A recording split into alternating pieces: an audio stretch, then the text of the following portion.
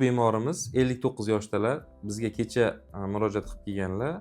Ko'krak umurtqalaridagi qattiq og'riq qoldiruvchi dorilar hisobiga ham og'riqni qolmasligiga, og'riq hisobiga qo'llarda harakat cheklanganligiga murojaat qilib kelganlar. Yoshlari 59 yoshdalar.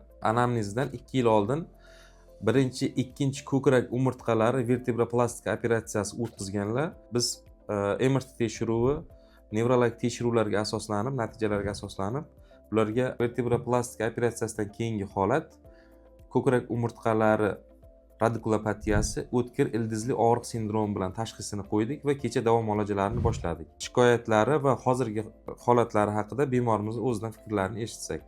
Nima bilan operatsiya bo'lgansiz, xola? Ana shu umurtqada g'ovaklar bor, o'shani sement qildilar. O'shandan keyin og'riq qolmadi. Keyin revmatologiyadan davolandim, lichena oldim, ham o'zgarish bo'lmadi.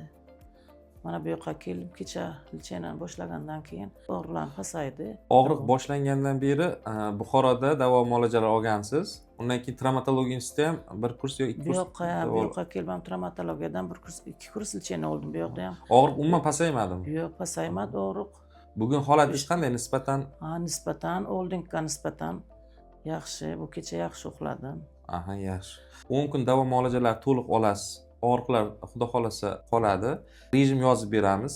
O'sha rejimga rioya qilishingiz kerak bo'ladi. Yengil ba'zi bir gimnastikalar bor, o'shalarni ko'rsatib beramiz. Qog'ozga rasm bilan chiqazib, o'shalarga rioya qilib yurishingiz kerak bo'ladi. Xudo xolasa 10 kun davolansangiz to'liq qoladi og'riqlaringiz, yaxshi bo'ladi.